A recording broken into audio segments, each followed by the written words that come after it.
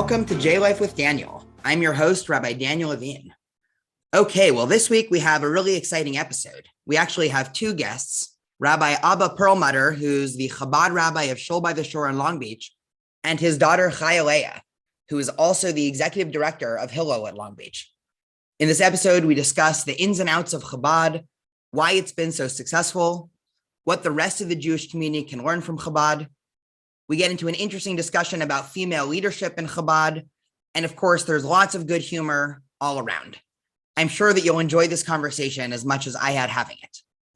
Before I bring you the podcast, just one quick announcement that we are still looking for advertisers here on J Life with Daniel. If you think you'd be interested in advertising, send me an email at dlevine21@gmail.com. And now I bring you Chaya Leah and Rabbi Abba Perelmuter. Okay, I am here with Rabbi Perelmuter and his daughter Chaya Leah. Welcome to J Life with Daniel. Hi, Daniel. Thank you. Thanks for having us. It's great to be here. It's great to have you guys, and I'm really excited to talk about all things Chabad. Let's just start out by just the most basic question. How do you explain Chabad? Is Chabad a Hasidic sect? Is it a separate denomination of Judaism? Is it an ideology, a movement? How would you classify Chabad in the wider Jewish world? So I'm the Rabbi Perelmuter, by the way. This is my daughter's you're gonna hear her. That's Chaya Leah. Yeah. So this is Rabbi Perelmuter. I don't want you to get confused and say, wow, okay. So Chabad is a section, a subset of the greater Hasidic movement, which started as an ideology by Rabbi Yisrael Baal Shem Tov that lived in the 1800s. So the Hasidic movement started out as an ideology, but then quickly turned into a movement. Chabad, branching out of that general Hasidic movement, especially here in the United States of America, became unique in the fact that it became an outreach movement as well. While most Hasidic movements are very isolated and inward thinking, Chabad became outward thinking and outreach to the world. So to answer that question, I would say that we started as an ideology, and we certainly still have that ideology, but we quickly turned that into a movement as well. Yeah, this is almost one of the most interesting things about Chabad. And I think it's interesting just for a general audience, many of whom might be coming from sort of outside of the Orthodox camp, they might end up conflating Chabad with all of Orthodox Judaism or all of Hasidic Judaism. And I think it's fascinating to point out the disparities there, where you have most Hasidic groups that have actually worked for the last, let's say, 70 years post-Holocaust to be as insular as possible. And it seems like Chabad's gone in the exact opposite direction. What do you attribute that to? Why is Chabad sort of on every single street corner instead of attempting to become increasingly insular? You have nothing else to do. So this gives us something to do. This gives us raison d'etre. You know what that is, Daniel? It's a reason to be. Everybody needs a reason. Everybody needs meaning in life. And this is our meaning. This is our purpose. This is what we were born for. This all started, I believe, in the beginning with the first Chabad Rebbe, whose name was Rav Shneur Zalman of Liadi, and wrote a book called the Tanya, which we consider to be the Bible of Hasidic philosophy, where in it he basically puts down kind of the standard of what it means to be a follower of the Chabad movement. So number one, it became an intellectual movement. Chabad being the acronym of Chachma, Bina, Das, three Hebrew words of wisdom, understanding, and knowledge, but as well as the idea that we are all responsible for one another. In his chapter 32 of the book, he goes into great detail about the mitzvah of Avos Yisrael, the mitzvah of loving and caring about a Jew, which is not just a branch of the 613 commandments, but it is the fundamental branch, and shows in there that just thinking about yourself, even if you're the most pious person, doesn't do it. You've got to be part of a community, and you have to be responsible for that community. And I think that ideology, that kind of thinking, seeped into just our general overview of the world, our worldview, in saying that, we care about someone else. Now, of course, in Eastern Europe, outreach was basically in the little shtetls where most people were anyways religious or Hasidic. But then as we started to move to the New World and come to the United States of America, it took on a much different aspect of actually outreaching out of your own community into the broader, but it all had its basis, I think, in the first generation of Chabad leadership where they stress this idea of responsibility, arevim zeh lezeh, that Jews are responsible one for another. And if there is a Jew that doesn't know yet or doesn't appreciate the beauty, the sincerity, the meaning of Torah and its commandments, it's our responsibility to show them that. And that's where that ideology seeped all the way down into the seventh generation and to the present Rebbe, or the Rebbe that we grew up with. And of course, he took it to a totally different level, where he not only was an ideology and a movement, but it became an army, of Chabads all over the world. And that's why you're probably correct that when an average Jew hears about Hasidim, it's probably Chabad, because we're like Coca-Cola. You can find us and Coke all over the world. All over the world. That is definitely true. So talk to me a little bit about the most recent Rebbe, because he really seemed to revolutionize what Chabad is now in 2022 with the Shlichut program. And basically, again, the idea that from campus to every neighborhood to, even when you go travel to random countries in Asia, that you have a Chabad there. So what was sort of the motivation behind that modern Shlichut movement? Well, I think it's what you said about post-Holocaust and sort of what are we going to do here in the United States? What is Judaism going to look like? And I think the Rebbe identified a problem that many Eastern European Jews that had come here, whether it was, prior to the war or post-war, they were running away from their Judaism, and their kids were being educated, in public schools, and were not, getting the kind of Jewish education that they were getting when they lived in the shtetl, right? And so I think the Rebbe saw an opportunity to take his followers and get out of Brooklyn, right? Get out of Brooklyn, go to where the Jews are, find the communities and help them. I mean, I think it was really an opportunity to not only create leaders out of his followers, but to give the Jewish communities all scattered across the United States opportunities to have Jewish life there. I know, like, my great uncle was sent to Bridgeport, Connecticut. I mean, and that was in the 40s, right? When he started going there. So, and the rabbis came and they brought with them knowledge, and they would build a shul and education, and they would put together a cheder and a mikvah, and, they would build a structure for a Jewish community that really hadn't been done before in the United States to that degree, right? Like in that capacity. Yeah. And yeah, go for it. I'm sorry, I think to add to what Chaya Leah was saying, was when his father-in-law came here in 1940 to settle, he was the sixth Chabad Rebbe.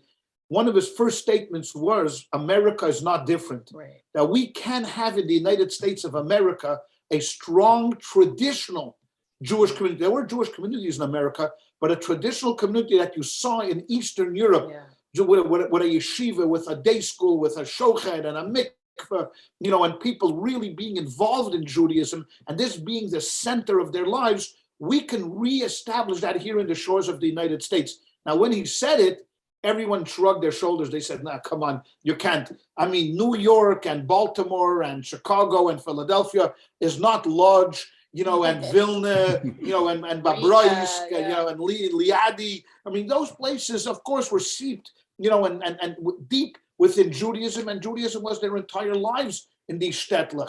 Here in the United States of America, we're here.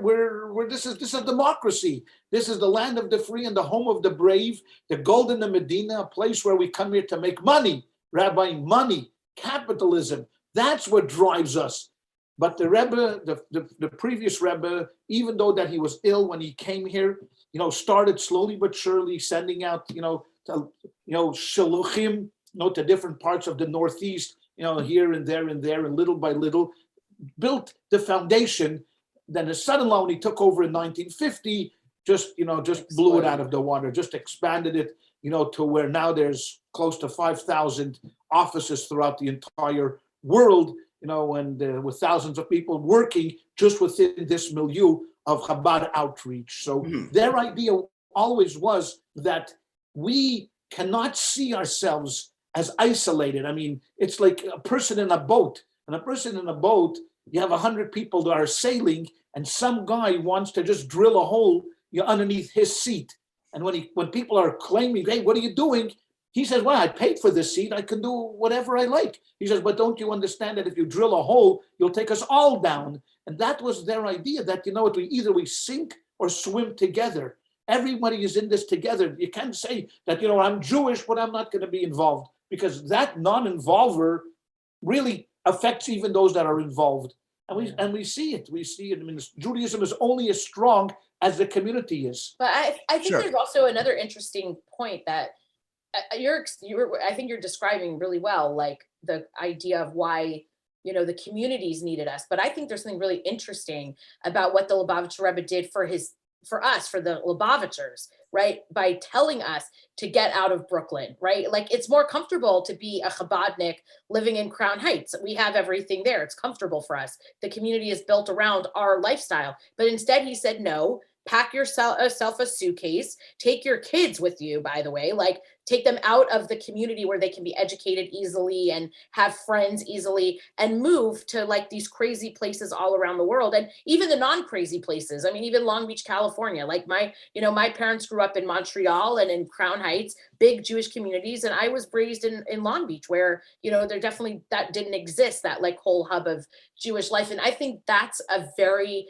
interesting and different view, because the Rebbe was telling people like my father and mother that you are Jewish leaders yourself. You don't need to just sit here in the community and, benefit from whatever we have going on here. You have a responsibility, right? Like, it's your actual responsibility to go out there and make a difference to the Jewish people. Sure. Yeah, no, this is something that I've grown to really appreciate about Chabad. It's also just sort of reflecting in my upbringing in a small sort of quote unquote out of town modern Orthodox community, where we really felt every day that if we didn't show up and do something, it wouldn't happen. And I think one of the problems in the wider Jewish world, and I think this is taking into account both the problems in the Orthodox world of complacency and of course the problems in the liberal Jewish world, is they're sort of just used to sitting back and letting things happen. It's like, well, of course the institutions are going to be there and we don't necessarily need to feel empowered to do anything.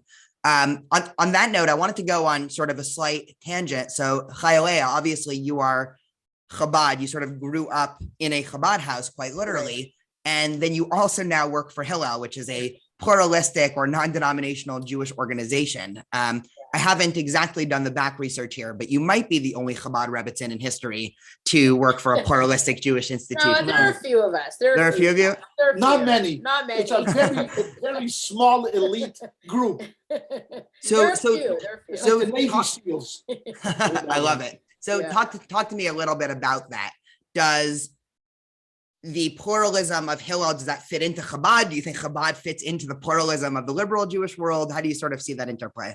So I always joke that like I bring the diversity to Hillel, because I'm usually the only Orthodox female on any given, Zoom call or at a conference that we have. And I think that's a really important like place for me to be, to have a voice as a religious woman and to like give that sort of perspective on different things.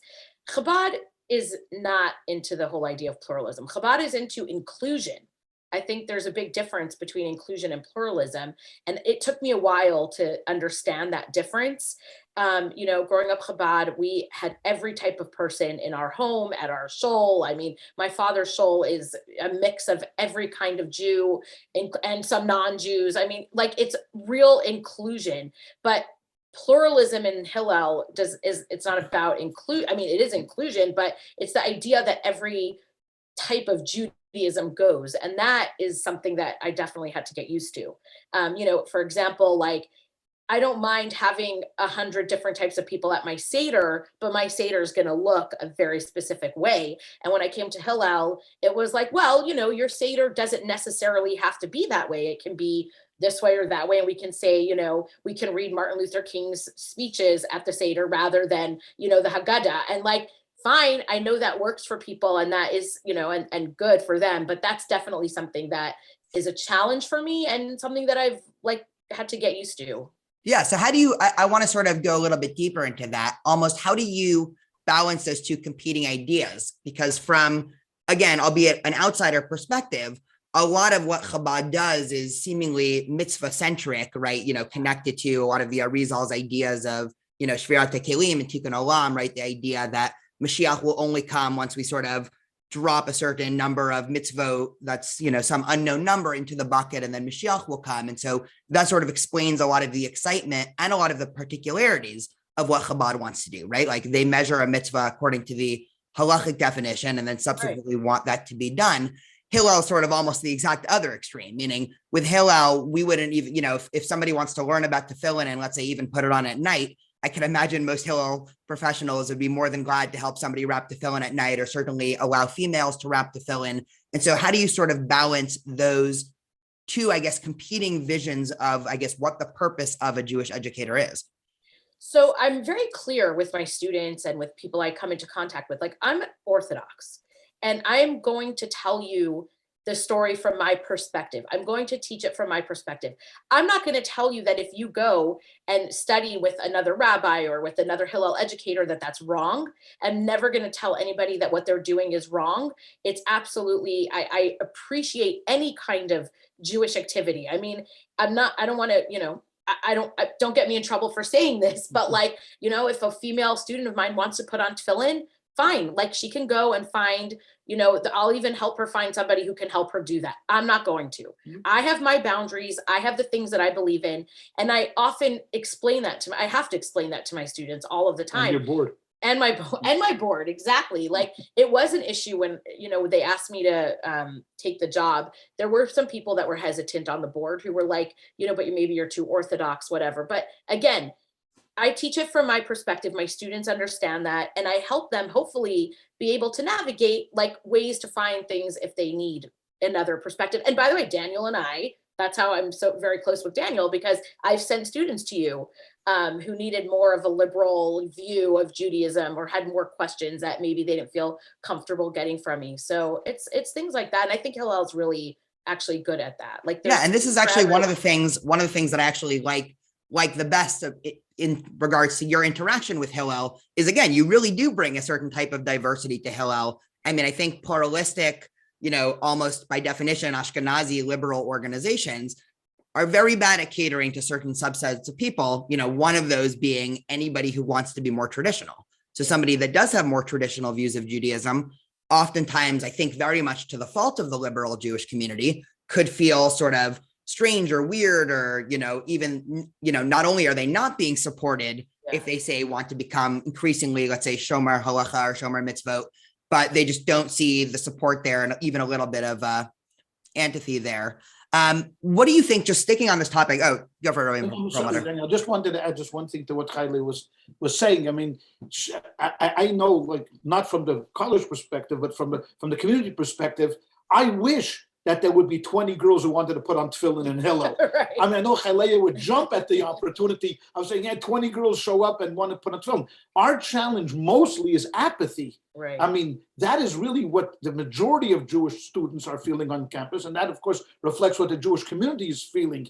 It would be great to have this kind of challenges, come about. Hey, Rabbi, why can't we do this or this or this? But we rarely ever get those kind of challenges. Oh, you're too Orthodox. No, it's just generally that we're getting the person that just doesn't care about anything. I mean, just doesn't know anything and doesn't care about it. It's irrelevant. And our job, basically, and Chaya Leah does a great job at Hillel doing this, is stirring the pot. Like when someone asks me, "What does a rabbi do, Daniel? What's the job of a rabbi?" So I said the rabbi has there's two parts to it. Number one, he's a pastor, meaning he goes and he comforts the agitated. If someone lost somebody, someone's down and out, rabbi comes, helps him. The other part is agitating the comfortable, meaning that, you got to get out there where most American Jews are just set in their ways and they're happy. They've built this little comfort zone in their minds. And they say, we're okay, Rabbi, don't worry about it. Kosher, I don't eat pork. I mean, that's like the great level. And our job is to agitate those people that are comfortable and to say there's so much more to this. There's so much depth to this. And it's sad that you're rejecting it from a position of ignorance rather than a position of engagement. Yeah, and no, I totally agree. Engaging, would be great. Come challenge. Right. I love it. Tell me why Chabad is crazy. Show me. But most people. Yeah, no, you're totally right. And I'm becoming more and more convinced that perhaps unlike some mystical era in the mid 20th century, which who knows if ever existed or not, the majority of Jews today that are filtering into Reform, conservative, Orthodox, Chabad, whatever they end up in, it's not because of some deep ideological conviction, but it's because of, either convenience or really a sense of warmth and acceptance, or this word that everybody in the liberal American Jewish community hates, some feeling of authenticity, where you walk into a Chabad and just like you were talking about in terms of shlichut, I mean, it really is an entire family lifetime commitment. As opposed to, say, in the liberal American Jewish community. I mean, just talking and reflecting about Hillel for a minute, the average lifespan of an employee is, 2 to 4 years, and then they go and get another job. And there are obviously pluses and minuses to both of those structures. Taking a step back for a moment, what do you think that the liberal American Jewish community, however you want to conceptualize that, what can they learn from Chabad? So I think number one is, don't be afraid. That's number one. Don't play scared. And the Rebbe, for however great he was, whatever it was, to me, he was a tree shaker. He was never afraid to ruffle feathers. If he believed in something and had an opinion about something, he said it. There were issues that many people were unhappy with him and against him, but that never stopped him. He never played scared. He never played defense. He played offense. This is what we are. This is who we are. This is what we advocate, and this is where we're going. So my first message would be: don't be afraid. If you're a liberal, if you're for conservative, reform, reconstructions, whatever it is, believe in that and go for that with full gusto and push that agenda. Second, don't play also to the wind. Putting your finger like this and putting your finger up and watching the way the wind blows never works. It never works because those winds keep changing constantly. Have a set of principles and stick to those principles. Chabad has principles that are not recognized by 90% of American Jewry, maybe more, 95% of American Jewry. They're not keeping all 613 mitzvahs. They don't believe in the oral tradition. They don't believe in the code of Jewish law. Yet, Chabad has made a decision that our job is to, I was use the word elevate, only in the pejorative sense, to bring you closer to Torah. We're not going to just water it down and play to the wind because today happens to be popular that we're not going to keep kosher. In 4 years, it may be popular to keep kosher. Stick to your guns. Play bold, be bold, and play to your strengths. And you mentioned before, Daniel, something about the word authenticity. Everybody, I get this question all the time. What's the secret of Chabad? Why are you guys successful in the sense of whatever success we may have? And that is because it's a lifestyle. This is not something that we win, we lose, and we move on. This is something that we're imbued with the love and care for every Jew, irregardless of where they are in the world, what their stature is in the world, where they may be or what they know. You belong here. You belong with us. You are part of us.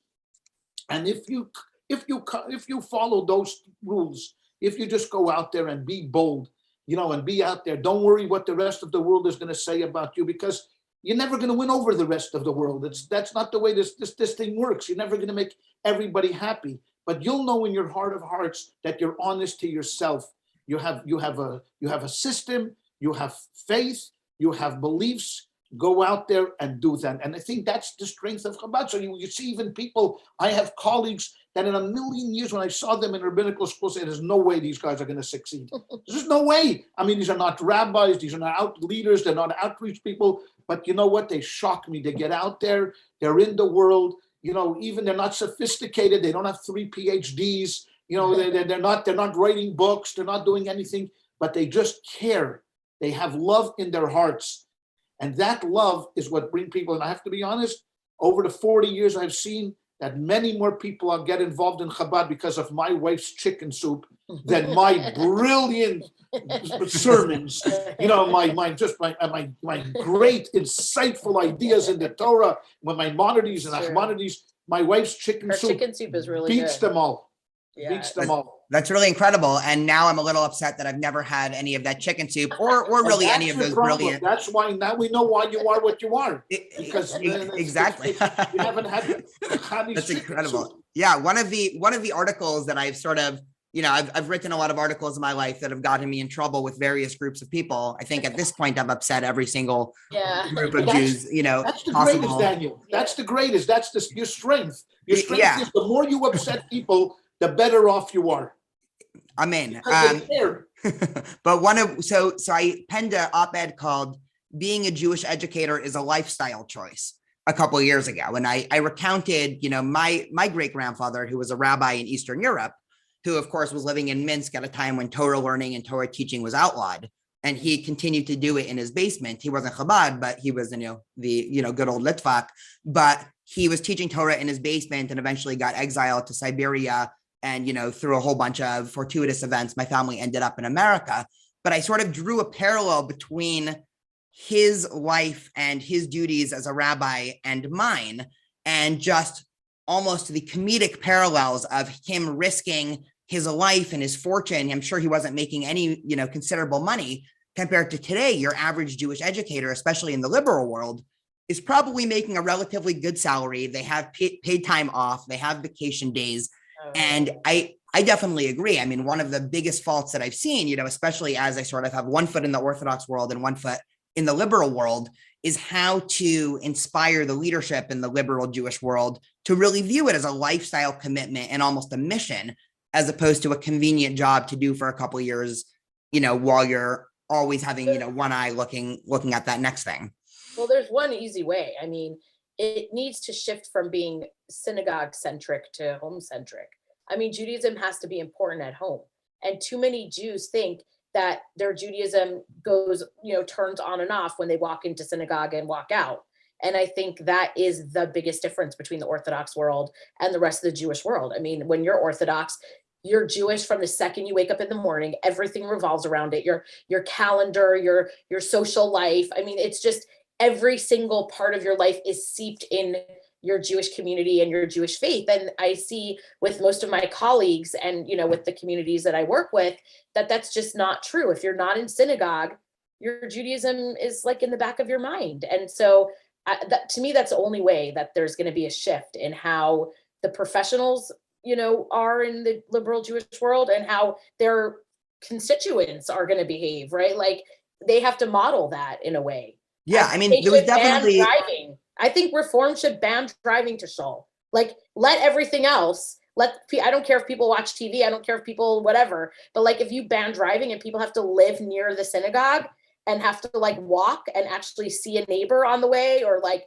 I know that sounds silly, but to me, that's a step in a direction where you start building community again. The only problem is, I think now the horse has left the barn. Well, if you had started this in the beginning and reform had first done this, it would have been an option. Today, if you did that, most people are not joining. I mean, they would say, okay, fine. I mean, all right, you don't want us to come, goodbye. We've learned to live without this. And post-COVID, I think it's even worse.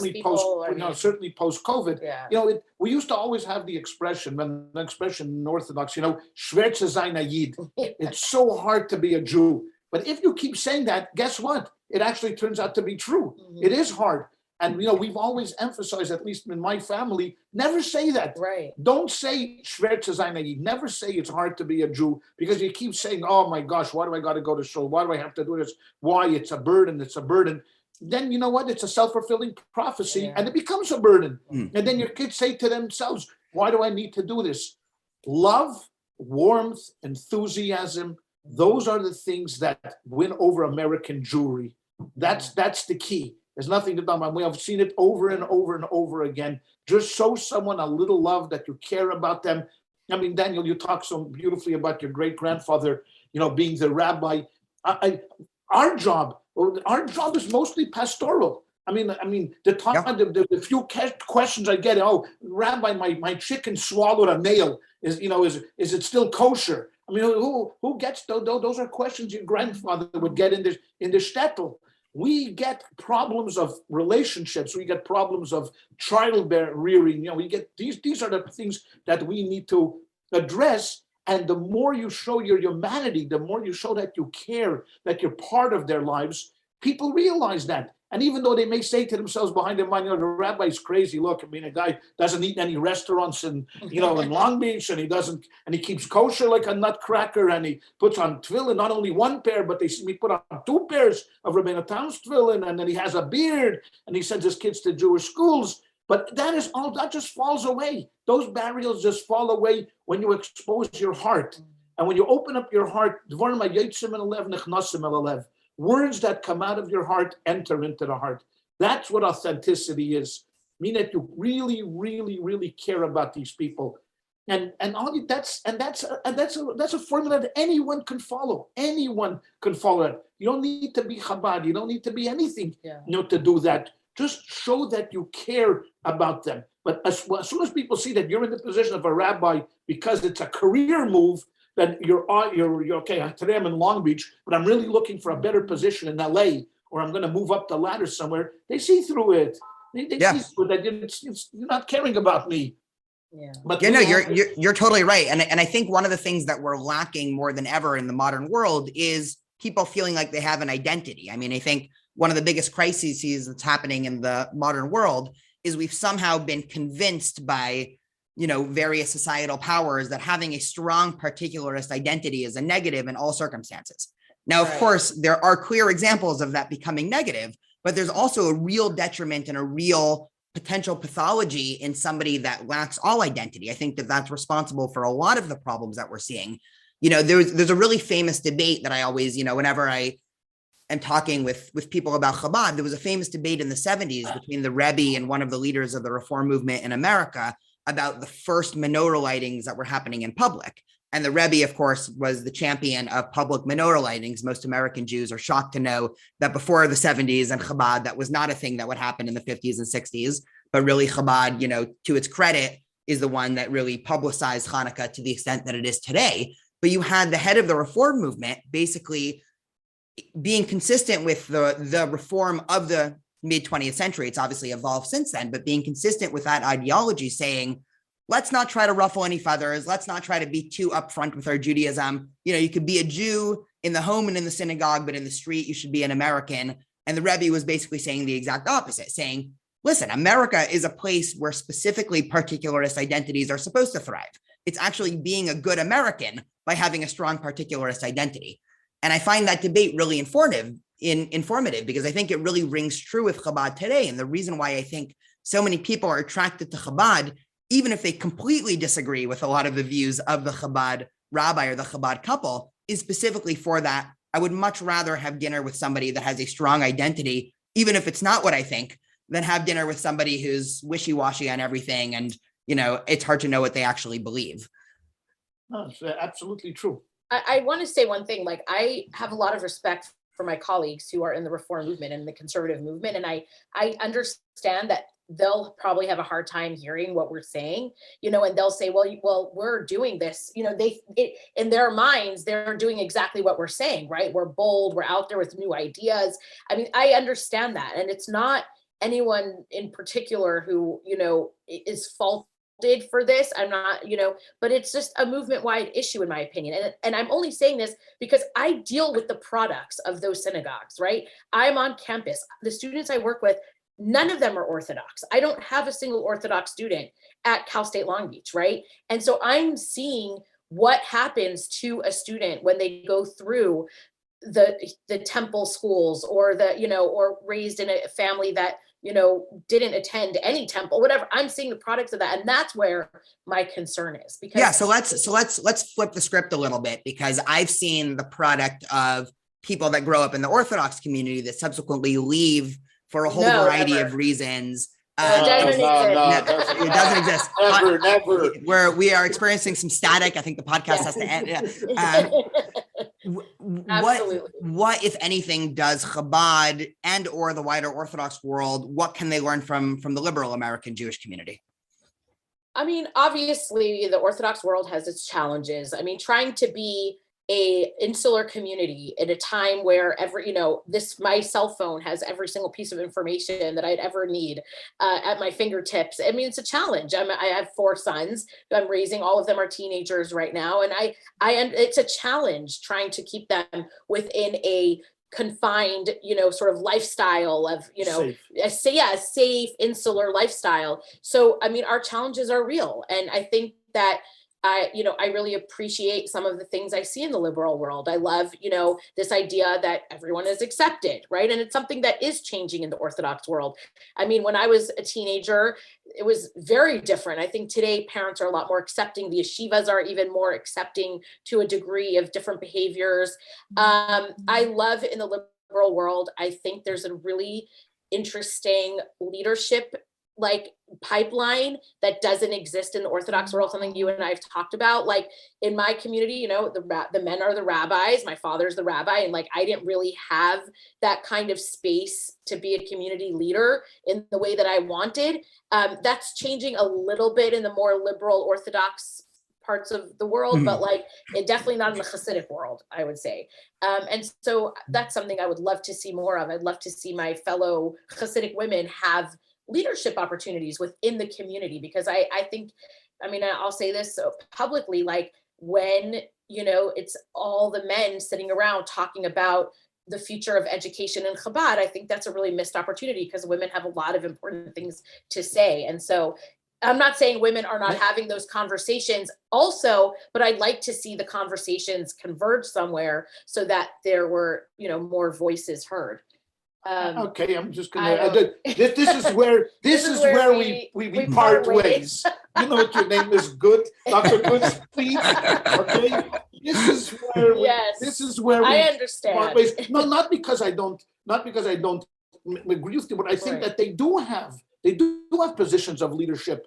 Now, be it you would like to see women taking on men's roles. That's where the barrier is. If you want to say you want to become a rabbi, you want to be the head of the head of the shul, this is where the barrier is. But a position of leadership, I'm sorry, I think women. There's a lot of Chabad women and a lot of Chabad rabbis that run the place that are more respected than their husbands. Okay, even. So I'll push back on you. That yes, in Chabad that is true. Yes, that the Chabad rabbits are side by side with their husbands. Totally. In the context of the Orthodox world, that's not true. In the context of the yeshiva. Right. I'm irrelevant. My sons go to yeshiva and my voice is pretty much irrelevant in that space. Right. Within the Orthodox community, women just don't, it just doesn't exist. I think it's true in Chabad and outreach. It's that it does exist, but I challenge you to show me where I would have a voice within the Orthodox community in a way that you see again, here you go. You can't have I'm going to say the expression, you can't have your cake and eat it. You want to have a strong Orthodox community that values its traditions. Yes. And as shown here, that, against all odds, it succeeded in the United States of America. Right. We've talked about this a number of times, right? 30 years ago, when I was invited to come to, let's say, a dialogue with other rabbis, I was playing defense. Right. I felt the outsider. I felt that conservative and reform are strong. They're booming. They're moving. We have to play. I used to always start with a joke. I really don't represent the Orthodox community. I only represent Perelmuter. Right. Please don't take my opinions to heart. Today we're not playing defense anymore. Today the Orthodox community is on the offense right now. You see it in the OU. You see it in other organizations that are flourishing, that are booming, and they'll tell you that part of their secret is because they have this kind of a structure, and because this structure works for them. This is what gives them success. And I know that it may be frustrating, at times to a certain type, like you're an extremely talented, individual, and you happen to be a female. I can understand that, but overall in the Orthodox community, they would say to you, this works. This works. So taking a step back, I guess, just to, play referee a little bit. I'm wondering where the lines, to some extent, are being drawn between what pragmatically or sociologically works and actually fundamental values of a community. Because I could see somebody from a liberal Jewish perspective, or I can say from my perspective, it doesn't matter if it's, you get 3 times fewer people. you want gender egalitarianism, right? Someone could say that. On the other hand, someone could say, okay, well, then you might not be left with, any type of robust community. I'm wondering if that idea of traditional family and that sort of model that you were talking about, is that because of some deep down ideology, or is that simply what sociologically works, so you're willing to stick with it? I mean, I would just say for myself, like, I want to clarify something. Like, I don't have a problem with the gender segregation. I'm not into egalitarianism. I'm very comfortable, with women and men being separate. I don't want to be a rabbi. I mean, I did at one point, but I don't anymore. I found out how much they make in the Orthodox world, and I said, never mind. But I think that I get it. It works in our community. It's true. I'm an outlier, right? Most of my friends, most of my peers are perfectly happy in the roles that they have and the way that the community is structured. And I think a lot of that comes down to what I was saying earlier, which is like when Judaism is, when the home is the hub of your Judaism and not your synagogue, that works fine. And I appreciate that, right? But there are people like me in the Orthodox world. And, you can look at the demographics and you can look at statistics, but, more women are not getting married, right? Not because they don't want to, but because they just can't. Some women are not having children and they're Orthodox. Where is a role for them? That's more of what I'm looking for. I'm not looking for them to be the rabbi. I get all of that, but I would love to see a way that women could have more of a voice in the broader Orthodox community in a way that was still halachically and, and sociologically, right? Like, okay. Or you are sounding dangerously like a modern Orthodox person. I know. I'm not, because I'm telling you, like, I don't, but I think my next house gift to you is going to be halachic man or maybe halachic woman. I already have that. Yeah. No, listen, it's not, this is something that I feel strongly about. And I respect people who disagree with me on that. I understand that. And I'm telling you, like, even the females in my own family tell me, I don't, like, you're crazy. I don't, no one cares. We don't want that. But I think there are some women that do. And I would like to see that happen. I think those opportunities exist. I'm sorry to say, I think they do exist in the Orthodox community. If someone really wants to get involved, the opportunity. This is not the shtetl of 1915. We're talking about the United States of America has hundreds of Jewish organizations. Women have started many of the most important Jewish organizations here in America. You don't have to play a second fiddle anymore. Yes, if you wanted to be a specific role in being a rabbi of a congregation with the title of rabbi, that's probably going to be blocked. For a while. That's probably it's not going to happen. But if you look to become part of a structured organization where you want to be the director, you want to be the president, you want to be the mover, there's plenty of organizations that exist today. There is the opportunity. I think the question of women not getting married today is not, I don't think is a question of because they don't find a role, they didn't find a role in society, so they feel sad about themselves, so when the guy goes out to them, they're sad sacks, and no one wants to marry them because they didn't I don't think that's the reason for the shidduch crisis. There's other reasons, No, I'm just saying saying that the shidduch crisis, if we leaves women in a position where they not only don't have a husband and kids, but they also don't have a place in the community. No, see, the primary reason is that's the devastating one. Right. That's the devastating, because the family has always been, like you had mentioned before, exactly. The core of our existence is the family. And that's absolutely correct. The family takes the central part, and that's really an issue in the Orthodox community, how to deal with it. But it's this is a fascinating conversation. I want to, just because we only have a couple of minutes left, and there's one or two more topics, but I can listen to this all day. I'm sure that our listeners probably could too. Switching to another area that I think a lot of American Jews have been thinking about probably a little bit too much as of late is American politics.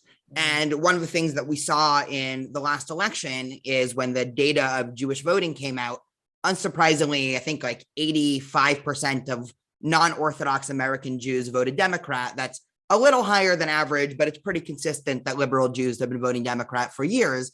Whereas with Orthodoxy, the numbers were exactly flipped. I think it was 80+% voted for Trump. From a liberal Jewish perspective, not even necessarily my own perspective, but let's say your average person who grows up in a liberal American Jewish community, sort of run-of-the-mill Democrat, they can't possibly understand how a community with traditional family religious values can vote for someone like Trump. I'm not going to ask either of you who you voted for, but can you Trump? So I will not disclose. Oh, sorry. This is a private issue. You voted for. That's where we have a booth. Sure. Can you? I just want to make sure my vote counted. Yeah, That's all I care about. Not a booth. I want to make sure my vote counted. Can you lay out the argument as to why so many people in your community did decide to vote for Trump? So I'll start off maybe if I may land on. I think, okay, when you go vote for somebody, any political party, forget about the individual, forget about Trump just for a moment, and you set out your values. Okay, what is important to you? If you went to the Orthodox Jewish community, say, okay, please give us your 5 top most important things that you care about.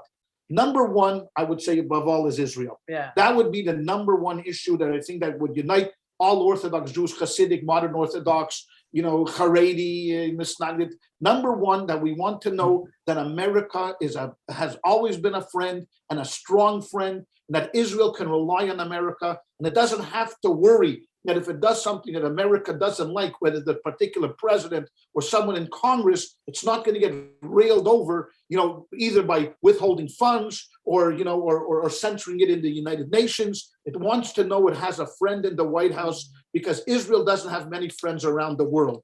That, I'd say, is number one. Number two is the idea of being able to support the Orthodox community with funding like everybody else gets funding. So, if we have friends in Congress who are going to say, hey, you know what, we're going to allocate a certain amount of money to yeshivas and to this and to that. Day schools are extremely expensive, right. And we get double taxed because we get taxed for public schools, which we support, and we also get to support the private schools that our children go to. So that is an important thing. And then generally, I wouldn't, not the specifics, but generally, the Orthodox community, whether it's Chabad or anybody else, leans in the culture war more to the right. I mean, in social issues, it's not a secret where we have traditional family values, whatever that means, and those would be high on the priority of our candidates. So now you come to the booth, you come to the voting booth, you see there's Biden and you see there's Trump. Okay, you take with you your value sheet and you look down your value sheet and say, okay, who is closer to these 5 elements? Is it Trump or is it Biden? Now, you may say, well, look, how can you vote for this guy, Trump? He's not a family value man. He's not this, he's not that, he's not. But he checks off certain boxes. Is he friendly to Israel? Absolutely. Maybe the best friend, to Israel. Does he align himself with traditional family values, even if he doesn't keep them? Yes, probably just like Ronald Reagan did, and he wasn't, and he was an actor, just like others did. The Bushes, did. So generally, you're going to go in there and you're going to say, okay, you know what? I hold my nose and I punch the box for Trump, because Trump, supports the values I have. Then you look at Biden and the Democratic Party, and then you have the squad, which scares the living daylights out of anybody that's pro-Israel. And this progressive element of the Democratic Party is not shrinking; it's growing, it's growing. So I would say probably those are the things that goes into someone's mind when they walk into a voting booth, and that's why you'll have people that will vote for Trump. Yeah. So I think that explanation. I accept, I think 80 to 90% of it. So I definitely understand. There was an additional element that I think we were seeing, especially, with January 6th and all sorts of other cultural flashpoints of Orthodox Jews not begrudgingly voting for Trump as, okay, the best of 2 bad options, but actively wanting to join this sort of like political hot flash culture war that's happening. That seems like something a little one step forward almost than something to do with Israel or something to do with, various Republican. That's not mainline Orthodoxy. No. The guys that showed up at January 6th in Washington is not mainline Orthodoxy. There was I shouldn't say there was no Orthodox rabbis, but the vast majority of Orthodox rabbis would have condemned that, would have told you, stay away from the Capitol, don't go there, it's not our business. It's not. Yes, were there some? Sure, but you're not gonna judge the liberal world from the Jewish Voice for Peace. Right. Would anybody say, oh, look, this is the liberal voice. They're anti-Israel and they support the BDS movement. No one's going to say the reform movement wouldn't say that it's for them. They certainly don't speak for the reform movement. And these guys that were in Washington, these radicals also don't speak for the Orthodox. The Orthodox movement is by far a central movement. I mean, a centrist. I'm not centrist politically, but just want to be able to do what they do here in America. I think the word is that most Orthodox Jews are pragmatists. They're not ideologues. The Orthodox world understands from history and from just, even everyday living in the big cities and the urban centers, that we have to vote in a way that's going to help our community first and foremost. And so, often you see in Brooklyn, Orthodox communities vote Democrat if it's going to help their community. It's not an ideological issue for most people. I think that Trump definitely spoke to an element of the Orthodox world by, his passionate defense of Israel and moving the embassy. And I've said this to my father before, and I don't know if he agrees, but after 8 years of Obama, when I think a lot of Orthodox Jews felt sidelined, and especially with the Iran deal and seeing how that played out and how the Jewish, how Obama did not listen to the Jewish community when it came to that. I think they were looking for someone who there was going to be able to be a conversation. And I think Trump had that, considering his kids in the White House, that, we had Orthodox Jews are pragmatists, right? Where do we have connections? Who can we talk to? Where can we get in? Where can we speak our minds? And number one, we want security and safety for Israel and for our own communities here in America. And that is what I think about when I walk into the booth. I mean, and just to add just one thing that you just said about the issue of safety. Yeah, about crime. Yeah. I mean, many of the Orthodox Jews live in urban centers. Exactly. They're not living in Biloxi, Mississippi, or small towns, across America. So crime and safety is a big issue. And the party that seems to be the one that is what we would call tougher on crime or takes it more seriously is the Republicans, and that probably adds another element to it. Right. But pragmatically, in Brooklyn, you see that. Yeah. Many Chassidim vote Democrat in the local election, so it's a mixed bag. Sure. So we have about 2 minutes left. I just wanted to fire one quick question to each of you. What does the American Jewish community, however you want to define that, what do we need to be investing in for the Jewish future? I'll go first, and then Chaya Leah can close up because women always get the last word in our community. It's always the last. My wife, my daughter, my granddaughter. It's always this way. Anyways, first of all, Daniel, thank you for having us. It's a real pleasure. Of course, this is great. You do great work, and we encourage you 100%. We're behind you 1,000,000%. Keep plugging along and keep fighting the good fight. If I had all the money in the world here, if Biden would say to me, Rabbi, you got $1 trillion, go invest in the Jewish community. Number one to me is education. Education starts from little kids. Get them into Hebrew schools, into your synagogues. Get them into Jewish day schools. Get them Jewishly educated. If it comes to college students, it's bold thinking about education. Adults, because this generation of American Jews, I don't know if there's been any generation that is less knowledgeable and more ignorant about Judaism than this American Jewish community, outside of small little pockets, of people. So to me, number one is education. Number two is innovation. I mean, we've got to get the best minds in Hollywood. What does it take? Why do we have to spend $300 million on watching, what's the movies from Marvel Comics? We get Captain America and all the kids. Get those same guys that are creative, that are capturing our kids, that are big TikTok influencers. I got $1 trillion. I'm hiring the best, most innovative people to now give me a cutting edge, program on Judaism to reach our kids and our teenagers and our college students. That's where I would put my money into. And of course, traveling to Israel, like the birthright programs, all of that is absolutely incredible. But for me, the two most critical areas are innovation and education. Those do it for me. Chaya Leah, you got the last word. Oh, I get the last word. Don't blow it. Don't blow it. This is our big opportunity. If This we is do a lot well, of he might pressure. invite us back. He might invite us back. This is a lot of pressure. You guys are invited anytime. Obviously I agree, education and innovation, and I would add, we got to invest in talent. I mean, if we want any of those things, we have to make it, what's the word? Attractive to want to be a Jewish community professional. You have to get paid normally. You have to benefits. We have to have scholarships for people to be able to go get, degrees in Jewish education or whatever it is, because we have to invest in talent. I appreciate that Hillel does to a degree, and I'd like to see more of that. I think Hillel's been very innovative in investing in talent so much, but the whole Jewish world needs that. There's no reason that even in a Chabad community, the rabbi should have to, suffer for his work. Like, everybody needs to get paid more, in my opinion.